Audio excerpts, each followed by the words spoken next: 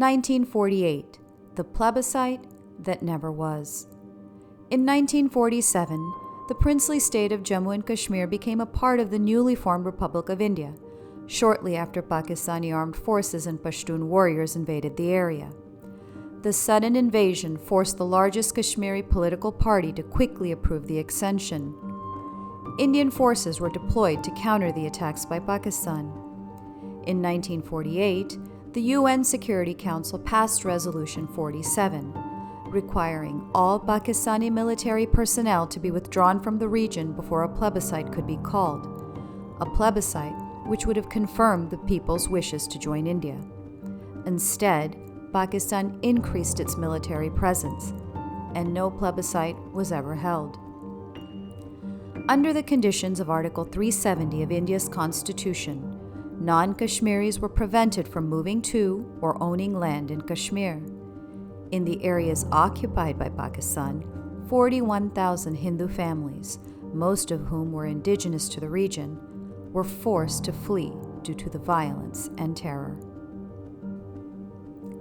1989 to today, Pakistan's proxy war in Kashmir. In 1989, an insurgency sponsored by Pakistan's military and intelligence service engulfed the Kashmir Valley. Since then, nearly 15,000 civilians have been killed in militant-related violence. In combating militants, the Indian Army and state police have also committed abuses. Today, militant groups active in Kashmir, such as Lashkar-e-Taiba and Jaish-e-Mohammed, are designated as foreign terrorist organizations by the United States. Both have launched terror attacks not only in Kashmir, but in other parts of India. In 2001, Lashkar-e-Taiba and Jaish-e-Mohammed collaborated to attack the Indian Parliament in New Delhi, killing 9 people in a high-profile attack on a prominent symbol of India's democracy.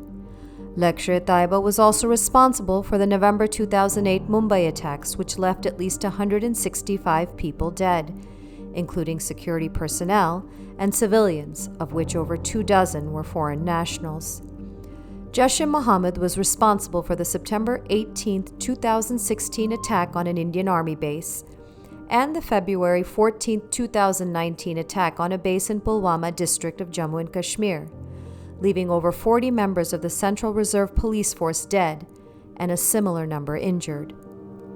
1989 to 1991, the ethnic cleansing of Kashmiri Hindu Pandits. The Pakistan-sponsored insurgency included plans to communally cleanse Kashmir of non-Muslims in order to change the state's demographics.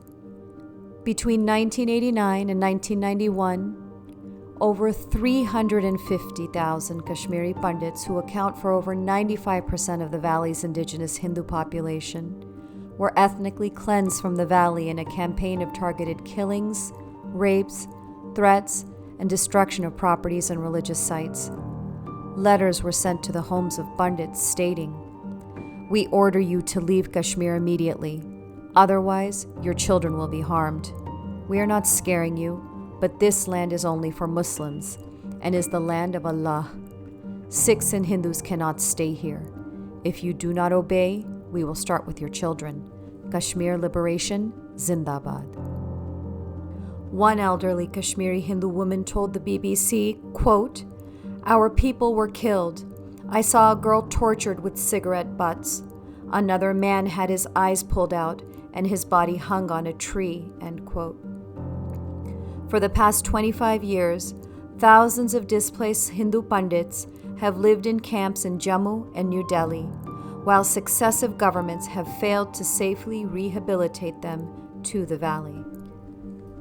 In our final segment of this series, we will pick up in 2001, when militant violence declines, until 2016, when it returns, after the death of a Hizbul Mujahideen commander, and we'll discuss what must be done to achieve peace and stability in the region.